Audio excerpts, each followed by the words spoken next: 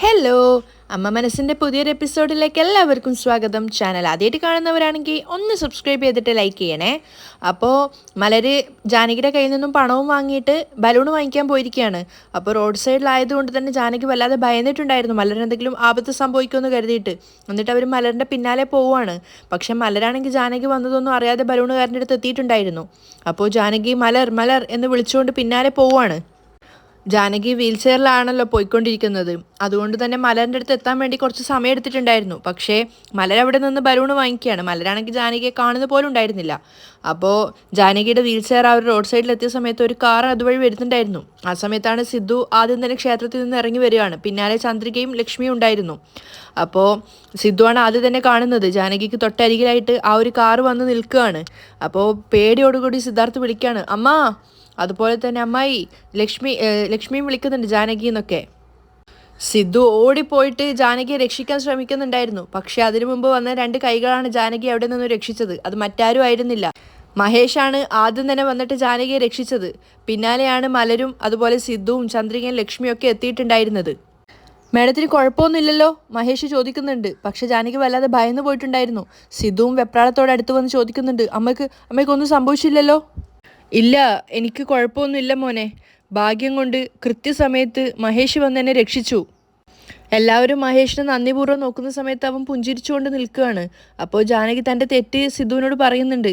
ഞാൻ ശ്രദ്ധയില്ലാതെ റോഡിലൂടെ വന്നത് കാരണമാണ്, എനിക്ക് അബദ്ധം പറ്റിയതാണ്. അപ്പോൾ സിദ്ധുവിനാണെങ്കിൽ ദേഷ്യവും സങ്കടവും ഒക്കെ കൊണ്ട് അവൻ അമ്മയെ ദേഷ്യത്തോടെ പറയുകയാണ്, എന്താ അമ്മ, റോഡിൽ കൂടി നിങ്ങൾക്ക് കുറച്ചുകൂടി ശ്രദ്ധയോടെ വന്നൂടെ? നിങ്ങൾക്ക് എന്തൊക്കെ സംഭവിച്ചിരുന്നെങ്കിൽ ഞങ്ങൾ എന്ത് ചെയ്യുമായിരുന്നു? സിദ്ധുവിന് ആകെ സങ്കടം വരുന്നുണ്ടായിരുന്നു. അമ്മായി, ഒരു കുഴപ്പമില്ലല്ലോ? ചന്ദ്രിക ചോദിക്കുന്നുണ്ട്. എനിക്കൊരു കുഴപ്പമില്ല ചന്ദ്രിക. അപ്പോൾ സിദ്ധു വേഗം മഹേഷിനോട് നന്ദി പറയാണ്. മഹേഷ്, എൻ്റെ അമ്മയെ വലിയൊരു ആപത്തിൽ നിന്നാണ് നിങ്ങൾ രക്ഷിച്ചത്. ഒരുപാട് നന്ദിയുണ്ട് മഹേഷ്. സർ, നിങ്ങൾ എന്താ സർ ഇങ്ങനെയൊക്കെ പറയുന്നത്? ഒക്കെ ദൈവത്തിൻ്റെ അനുഗ്രഹം, അത്രയേ ഉള്ളൂ. പക്ഷേ മഹേഷിനെ കണ്ട സമയത്ത് ചന്ദ്രികയുടെ മുഖത്ത് നല്ല ദേഷ്യമായിരുന്നു. അപ്പോൾ സിദ്ധുവിനോടായിട്ട് മഹേഷ് പറയുന്നുണ്ട്, ഇന്ന് മലരിൻ്റെ ബർത്ത്ഡേ ആണല്ലോ, അതുകൊണ്ട് അവളെ കണ്ടിട്ട് അവൾക്ക് ബർത്ത്ഡേ വിഷ് പറഞ്ഞിട്ട് ചോക്ലേറ്റ് കൊടുത്തിട്ട് പോകാമെന്ന് കരുതി വന്നതാണ്. പക്ഷേ ചന്ദ്രികയും ലക്ഷ്മിയൊക്കെ ആണെങ്കിൽ മഹേഷിനെ കണ്ട സമയത്ത് മുഖം ദേഷ്യത്തോടെ തന്നെയാണ് നിൽക്കുന്നത്. അപ്പോൾ മഹേഷ് സിദ്ധുവിനോട് പറയുന്നുണ്ട്, എന്തോ ദൈവകൃപ കൊണ്ടായിരിക്കാം കൃത്യസമയത്ത് ഞാൻ വന്നതുകൊണ്ട് എനിക്ക് അമ്മയെ രക്ഷിക്കാൻ സാധിച്ചു. ശേഷം മലറിനടുത്തായിട്ട് മുട്ടുകുത്തിയിരുന്നിട്ട് അവർക്കൊരു കാഡ്ബറി എടുത്ത് കൊടുക്കുകയാണ്. മലർ, ഇന്നാ ഹാപ്പി ബർത്ത്ഡേ. പക്ഷേ മലർ ദേഷ്യത്തോടെ മുഖം വെച്ച് നിൽക്കുകയാണ്. അപ്പോൾ മഹേഷ് വീണ്ടും പറയുന്നുണ്ട്, ഏയ് എന്താ മോളെ, വാങ്ങിക്കോടാ. പക്ഷേ മലര് ദേഷ്യത്തോടെ തന്നെയാണ് നിൽക്കുന്നത്. അതേ മുഖത്ത് തന്നെയാണ് ചന്ദ്രികയും ഉണ്ടായിരുന്നത്. പക്ഷേ സിദ്ധു ആണെങ്കിൽ മലരത് വാങ്ങിക്കുന്നുള്ള പ്രതീക്ഷയിൽ നിൽക്കുകയാണ്. ആ ഒരു ഇതിൽ തന്നെയാണ് ജാനകി ഉള്ളത്. അപ്പോൾ മഹേഷ് സങ്കടത്തോടു കൂടി മലറിനോട് പറയുന്നുണ്ട്, സോറി മലർ, അച്ഛൻ ഒരുപാട് തെറ്റുകൾ മോളോട് ചെയ്തിട്ടുണ്ട്. ഇനി അങ്ങോട്ട് അച്ഛൻ ഒരു തെറ്റുകളും ചെയ്യില്ല. അച്ഛൻ്റെ തെറ്റ് ക്ഷമിച്ച് അച്ഛൻ തരുന്ന ഈ ചോക്ലേറ്റ് വാങ്ങിക്കോടാ. അത് പറയുന്ന സമയത്ത് മലര് തിരിഞ്ഞിട്ട് ചന്ദ്രികയെ നോക്കുകയാണ്. പക്ഷേ ചന്ദ്രികയ്ക്കും വലിയ താല്പര്യമില്ല, അതുപോലെ തന്നെ മലറിനും താല്പര്യം ഉണ്ടായിരുന്നില്ല. മലര് തിരിഞ്ഞു നോക്കുന്നത് കണ്ടപ്പോൾ മഹേഷും ചന്ദ്രികയെ നോക്കുന്നുണ്ടായിരുന്നു. അപ്പോഴും മഹേഷ് ക്ഷമയോടെ പറയുന്നുണ്ട്, ഇത് അച്ഛൻ മോൾക്ക് വേണ്ടി സ്നേഹത്തോടെ വാങ്ങിയിട്ട് വന്നതാണ്, ഇത് വാങ്ങിക്കോടാ. അത് കേട്ടപ്പോൾ സിദ്ധുവിനൊക്കെ സങ്കടമാവുന്നുണ്ടായിരുന്നു. പക്ഷേ അപ്പോഴും മലര് പറയുന്നുണ്ട്, ഇല്ല എനിക്ക് വേണ്ട. അത് കേട്ട് മഹേഷിനാകെ സങ്കടമാവുകയാണ്. സിദ്ധുവിനും ജാനകിക്കൊക്കെ മലരത് വാങ്ങിക്കണം എന്നുണ്ടായിരുന്നു. പക്ഷേ ചന്ദ്രികയും ലക്ഷ്മിയൊന്നും മലരത് വാങ്ങിക്കണം എന്ന് ആഗ്രഹിക്കുന്നുണ്ടായിരുന്നില്ല. പക്ഷേ സിദ്ധു ആണെങ്കിൽ മഹേഷിന് വേണ്ടി സംസാരിക്കുകയാണ്. അവൻ മലറിനോട് പറയുന്നുണ്ട്, മലർ, ആ ചോക്ലേറ്റ് വാങ്ങിക്കോടാ, നിന്റെ അച്ഛൻ നിന്നോട് മാപ്പ് പറഞ്ഞില്ലേ. പക്ഷേ ചന്ദ്രികയ്ക്ക് വലിയ താല്പര്യമൊന്നും ഉണ്ടായിരുന്നില്ല. അവൾ സിദ്ധാർത്ഥിനെ നോക്കുവാണ്.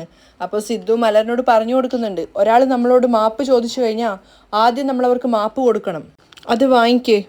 ആ സമയത്ത് സിദ്ധാർത്ഥ് പറഞ്ഞതുകൊണ്ട് മാത്രം മലര് മനസ്സോടെ അത് വാങ്ങിക്കുകയാണ്. പക്ഷേ ലക്ഷ്മിയും ചന്ദ്രികയൊന്നും മഹേഷിന് നേരെ തിരിഞ്ഞു പോലും നോക്കുന്നുണ്ടായിരുന്നില്ല. അപ്പോൾ മലരത് വാങ്ങിച്ച സമയത്ത് മഹേഷിന് ഒത്തിരി സന്തോഷമാവുകയാണ്. അപ്പോൾ മലരുടെ നെറുകെ തലോടിക്കൊണ്ട് പറയുന്നുണ്ട്, ഇത് മതി അച്ഛന്. ഇനി അച്ഛൻ മോൾക്കും മോളുടെ അമ്മയ്ക്കും ഒരു ഉപദ്രവവും ചെയ്യില്ല. അച്ഛൻ സ്വയം നന്നായി. പക്ഷേ ചന്ദ്രികയൊക്കെ ഒരു വല്ലാത്ത ദേഷ്യത്തോടെയാണ് നിൽക്കുന്നത്. ആ സമയത്ത് മഹേഷ് സിദ്ധുവിനോട് പറയുന്നുണ്ട്, സർ, ഞാൻ ഒരുപാട് തെറ്റുകൾ ചെയ്തിട്ടുണ്ട്. പക്ഷേ സാറിൻ്റെ വലിയ മനസ്സുകൊണ്ട് ഞാൻ ചെയ്ത തെറ്റുകളൊക്കെ ക്ഷമിച്ച് എനിക്ക് നന്നാവാൻ ഒരു അവസരം തന്നു. ഞാൻ കാരണം ഇനി ആർക്കും ഒരു ഉപദ്രവവും ഉണ്ടാവില്ല. ഇടയ്ക്കിടയ്ക്ക് വന്ന് ഞാൻ എൻ്റെ മോളെ കാണുക മാത്രമേ ചെയ്യുള്ളൂ സർ. മഹേഷിൻ്റെ ആ ഒരു പശ്ചാത്താപം സ്വീകരിക്കാൻ പോലും ചന്ദ്രികയ്ക്ക് തോന്നുന്നുണ്ടായിരുന്നില്ല. അപ്പോൾ മഹേഷ് സിദ്ധുവിനോട് പറയുന്നുണ്ട്, സർ, മലരില്ലാതെ എനിക്കിനി ഒരു ജീവിതത്തെക്കുറിച്ച് ചിന്തിക്കാനാവില്ല. ഞാൻ ഇടയ്ക്ക് വന്ന് എൻ്റെ മകളെ കണ്ടോട്ടെ.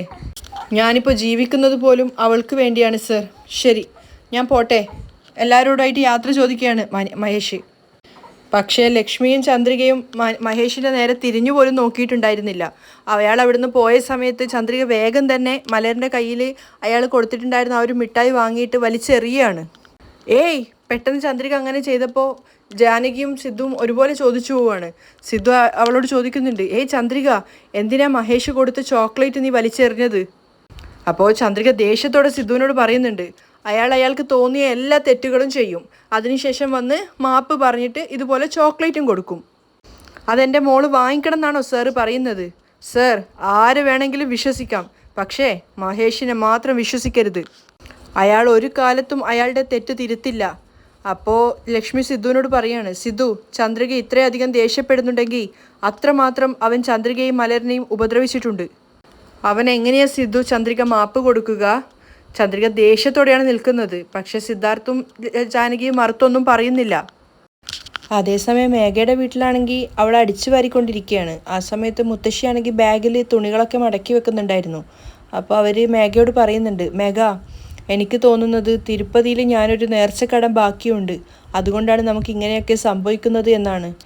എനിക്ക് അത് ചെയ്തു തീർത്താൽ കൊള്ളാമെന്നുണ്ട്. നീയും എൻ്റെ കൂടെ വരുന്നോ മേഘ? അപ്പോൾ അത് കേട്ടപ്പോൾ മേഘ വലിയ താല്പര്യമില്ലാത്ത മട്ടിൽ പറയുന്നുണ്ട്, ഞാൻ വരുന്നില്ല മുത്തശ്ശി. അതെന്താ? എനിക്ക് ദൈവത്തിൻ്റെ മേലുള്ള വിശ്വാസമൊക്കെ പോയി. അതെന്താ മോളെ നീ ഇങ്ങനെയൊക്കെ പറയുന്നത്? പിന്നെ കുപ്പയിൽ ജീവിച്ച ചന്ദ്രിക ഇപ്പോൾ ഗോപുരം പോലുള്ള വലിയ വീട്ടിൽ താമസിക്കുന്നു. ഗോപുരത്തിൽ താമസിച്ച ഞാൻ ഇപ്പോൾ വന്ന് ഈ കുപ്പയിൽ കിടക്കുന്നു. ഇതിനൊക്കെ നിങ്ങൾ ഈ പറഞ്ഞ ദൈവമാണ് കാരണം. ദൈവത്തിനെ വെറുതെ കുറ്റം പറയേണ്ട മേഘ. ദൈവം നിനക്ക് എല്ലാ സൗഭാഗ്യങ്ങളും തന്നിട്ടുണ്ടായിരുന്നു, പക്ഷേ നിനക്കത് സൂക്ഷിക്കാൻ അറിയില്ലായിരുന്നു. അതുകൂടി കേട്ടപ്പോൾ മേഘയ്ക്ക് ദേഷ്യം കയറുകയാണ്. ഇങ്ങോട്ട് നോക്കു മുത്തശ്ശി, ഞാൻ കാരണമാണ് ഇങ്ങനെയൊക്കെ സംഭവിച്ചതെന്ന് ഇടയ്ക്കിടയ്ക്ക് ഇങ്ങനെ പറഞ്ഞുകൊണ്ടേ ഇരിക്കണ്ട. നിങ്ങൾക്ക് തിരുപ്പതി പോകണമെന്നുണ്ടെങ്കിൽ നിങ്ങൾ തിരുപ്പതി പോയിട്ട് വാ, എന്നെ വിളിക്കണ്ട, അത്രയേ ഉള്ളൂ. അപ്പോഴേക്കും മനോഹരൻ ഓടിപ്പാഞ്ഞു വരുന്നുണ്ട്. ചേച്ചി, ട്രെയിനിൻ്റെ സമയമായി, വാ പോവാം. ടിക്കറ്റ് എടുത്തില്ലേ മനോഹര? ചേച്ചി ചോദിക്കുകയാണ്. അപ്പോൾ അയാൾ പറയുന്നുണ്ട്, ടിക്കറ്റ് എടുക്കാനൊക്കെ എവിടെയാണ് ചേച്ചി കാശ്? നമുക്ക് കള്ളവണ്ടി കയറാം, നിങ്ങൾ വാ. അയ്യോ, TTR വന്ന് ടിക്കറ്റ് ചോദിച്ച് എന്താണ് ചെയ്യുക? ചേച്ചി, TTR വരുന്ന സമയം നോക്കിയിട്ട് നമുക്ക് 3 പേർക്കും ട്രെയിനിനകത്തുള്ള കക്കൂസിൽ പോയിരിക്കാം. ഏയ് ചി, ടോയ്ലറ്റിൽ കയറിയാ നാറുവെടാ. ചേച്ചി, ടോയ്ലറ്റ് എന്ന് വെച്ചാൽ നാറുക തന്നെ ചെയ്യും. വേണമെങ്കിൽ TTRനോട് പറഞ്ഞിട്ട് ടോയ്ലറ്റ് നമുക്ക് സെൻറ്റ് അടിക്കാൻ പറഞ്ഞാലോ?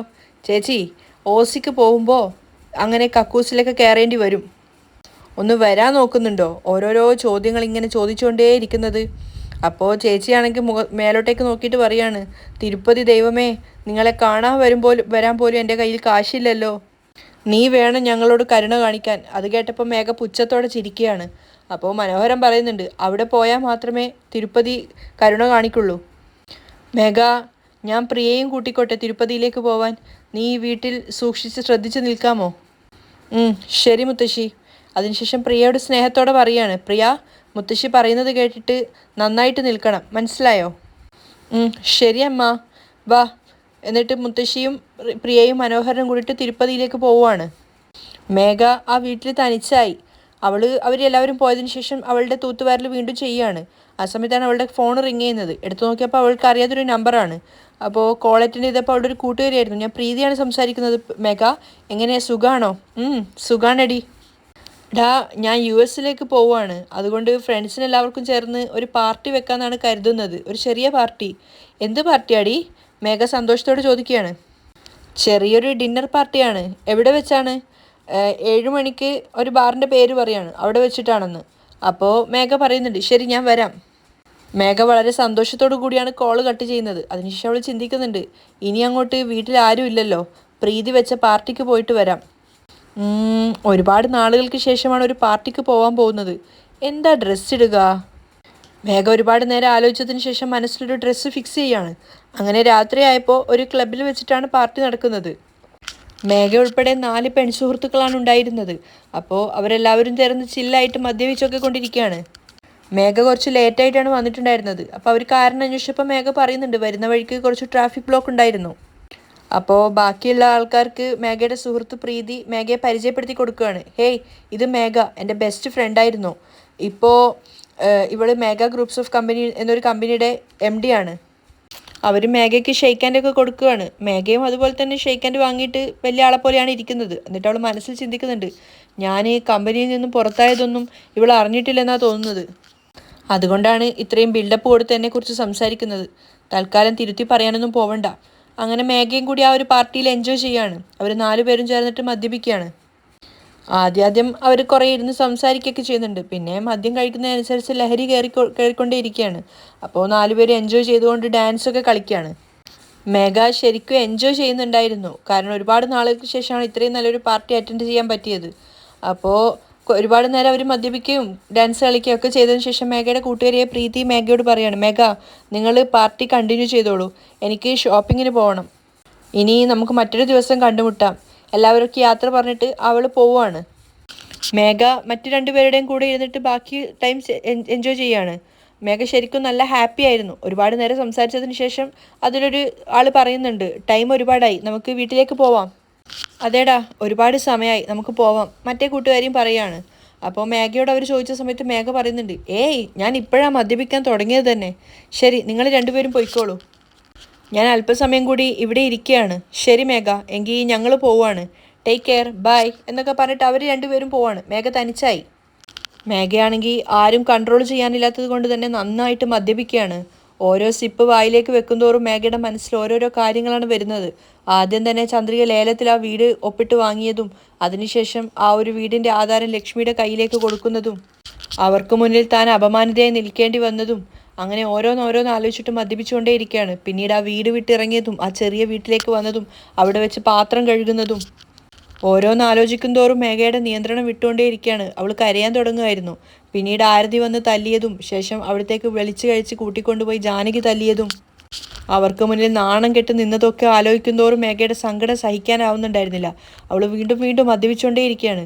ഒരുപാട് സമയം കഴിഞ്ഞപ്പോൾ ആ ബാറിൻ്റെ ആൾ വന്നിട്ട് മേഘയോട് പറയുന്നുണ്ട്, മാഡം, ബാറ് ക്ലോസ് ചെയ്യാനുള്ള സമയമായി മാഡം, ദയവ് ചെയ്ത് നിങ്ങൾ ഇവിടുന്ന് പോവുകയാണെങ്കിൽ ഞങ്ങൾക്ക് ക്ലോസ് ചെയ്യായിരുന്നു.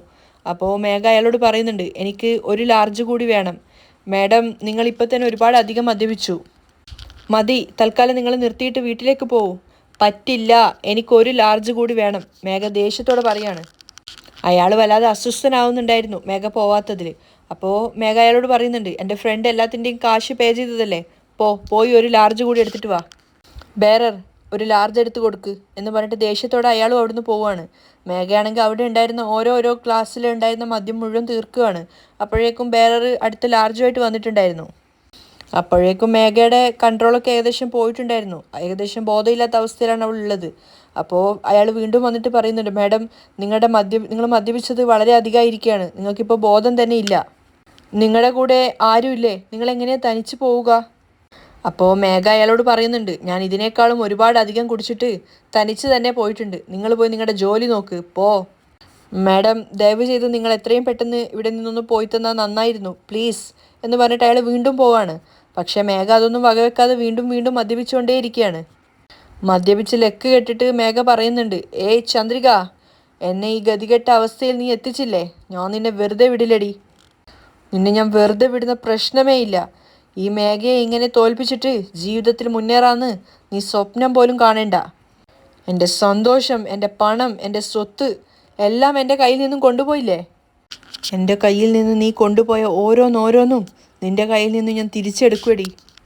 മേഘ ബോധമില്ലെങ്കിലും ഇങ്ങനെ പറഞ്ഞുകൊണ്ടേയിരിക്കുകയാണ് മനസ്സിൽ. അതേസമയം ടെറസിന് മുകളിൽ നിന്ന് ചന്ദ്രനെ നോക്കി നിൽക്കുകയാണ് സിദ്ധാർത്ഥ്. അവൻ്റെ മനസ്സ് നിറയെ നല്ല സന്തോഷമായിരുന്നു. അവനിങ്ങനെ ചിന്തിച്ചുകൊണ്ടിരിക്കുന്ന സമയത്താണ് അങ്ങോട്ടേക്ക് ചന്ദ്രിക വരുന്നത്. എന്താ സിദ്ധു സർ, എന്താ ഈ സമയത്ത് ടെറസിൽ വന്ന് നിൽക്കുന്നത്? അപ്പോൾ സിദ്ധു ചിരിച്ചുകൊണ്ട് പറയുന്നുണ്ട്, ഉറക്കം വരുന്നില്ല ചന്ദ്രിക, അപ്പോൾ വെറുതെ വന്ന് ടെറസിൽ വന്ന് നിന്ന് കുറച്ച് കാറ്റും വായും വെളിച്ചമൊക്കെ കാണാമെന്ന് വിചാരിച്ചു. കൊള്ളാം കൊള്ളാം, ചന്ദ്രിക ചിരിച്ചുകൊണ്ട് പറയാണ്. അല്ല, നീ എന്ത് ഈ സമയത്ത് ഇവിടെ? സിദ്ധു തിരിച്ചു ചോദിക്കുന്നുണ്ട്. അത് പിന്നെ നേരത്തെ തുണി ഇവിടെ വിരിച്ചിട്ടിട്ടുണ്ടായിരുന്നു, അതെടുക്കാമെന്ന് കരുതിയിട്ട് വന്നതാണ്. ഓ, തുണി എടുക്കാൻ വന്നതാണോ? ഞാനെന്തോ എന്നെ കാണാൻ വന്നതാണെന്നാണ് കരുതിയത്. എപ്പോഴും ഇത് തന്നെ ചിന്തിച്ചുകൊണ്ടേയിരിക്കെ. അപ്പോൾ സിധു പൊട്ടിച്ചിരിക്കുകയാണ്. അപ്പോൾ ചന്ദ്രിക വേഗം തുണി വിരിച്ചതൊക്കെ എടുക്കാൻ വേണ്ടി പോയിട്ടുണ്ടായിരുന്നു.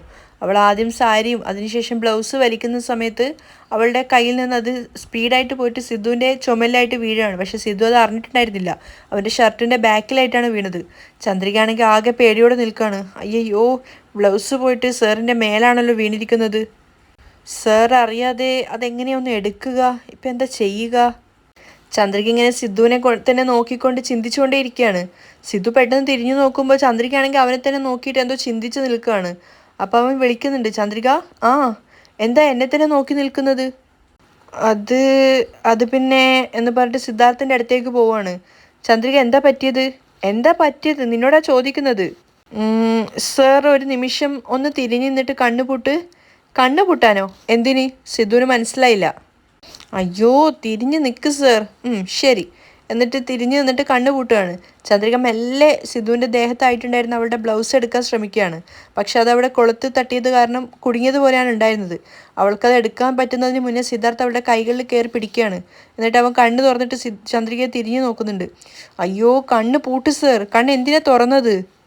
പൂട്ട് സാർ. അപ്പോൾ സിദ്ധു സംശയത്തോട് ചോദിക്കുന്നുണ്ട്, എന്താ ചന്ദ്രിക അവിടെ ഉള്ളത്? കണ്ണ് പൂട്ട് ആദ്യം. സിധു വീണ്ടും കണ്ണുപൂട്ടുകയാണ്. അപ്പോൾ ചന്ദ്രിക അത് വലിച്ചെടുത്തപ്പോൾ അവൻ്റെ ദേഹത്ത് നിന്ന് എന്തോ പോയതുപോലെ അവന് തോന്നുന്നുണ്ട്. സിധു തിരിഞ്ഞു നോക്കിയപ്പോൾ അവന് മനസ്സിലായതുമില്ല. അപ്പോൾ അവൻ ചന്ദ്രികയോട് ചോദിക്കുന്നുണ്ട്, എന്താ ചന്ദ്രിക അത്? അത് ഒന്നുമില്ല, കാറ്റിൽ ഞാൻ തുണി വലിക്കുന്ന സമയത്ത് അത് സാറിൻ്റെ ദേഹത്ത് വന്ന് വീണു. ഓ, അത്രേ ഉള്ളോ? എന്ത് തുണിയാണ് വീണത്? തുണിയെന്ന് പറഞ്ഞില്ലേ? സാർ എന്തിനാ ഏത് തുണി എന്നൊക്കെ ചോദിച്ചുകൊണ്ടിരിക്കുന്നത്? അത് കേട്ടപ്പോൾ തന്നെ സിധുവിന് കാര്യം മനസ്സിലായി. അവൻ ചിരിച്ചുകൊണ്ടേ ഇരിക്കുകയാണ്. അപ്പോൾ ചന്ദ്രികയാണെങ്കിൽ അവൻ്റെ തലക്കൊരു കിഴുക്ക് കൊടുക്കുന്നുണ്ട്. ഏയ് ചന്ദ്രിക! പക്ഷെ അവൾ ബാക്കിയുള്ള തുണിയെടുക്കാൻ വേണ്ടി പോയിട്ടുണ്ടായിരുന്നു. അതേസമയം മേഘയാണെങ്കിൽ ആകെ കൂടെ പൂസായ അവസ്ഥയിലാണുള്ളത്. അയാൾ വീണ്ടും വന്നിട്ട് മേഘയോട് യാചിക്കുകയാണ്. മാഡം പോലീസ് റെയ്ഡിന് വന്നിട്ടുണ്ട് മാഡം. നിങ്ങൾ എങ്ങനെയെങ്കിലും ഇവിടുന്ന് പോകാൻ നോക്കും മാഡം, അല്ലെങ്കിൽ നിങ്ങൾ പോലീസിൻ്റെ കയ്യിൽ അകപ്പെടും മാഡം പ്ലീസ്. അയാൾ വീണ്ടും പറയാണ്. അപ്പോൾ മേഘ അയാളോട് പറയുന്നുണ്ട്, ഞാൻ നോക്കിക്കോളാം എന്നർത്ഥത്തിലൊക്കെ ആംഗ്യം കാണിക്കുകയാണ്. മേഘ ശരിക്കും വല്ലാതെ കുഴഞ്ഞിട്ടുണ്ടായിരുന്നു. അവൾക്ക് എഴുന്നേക്കാൻ പറ്റുന്നില്ല. മേഘ എഴുന്നേൽക്കും തോറും അവിടെ വീണുകൊണ്ടേ ഇരിക്കുകയാണ്. അവിടെയാണ് ഇന്നത്തെ എപ്പിസോഡ് വൈൻഡപ്പ് ചെയ്യുന്നത്.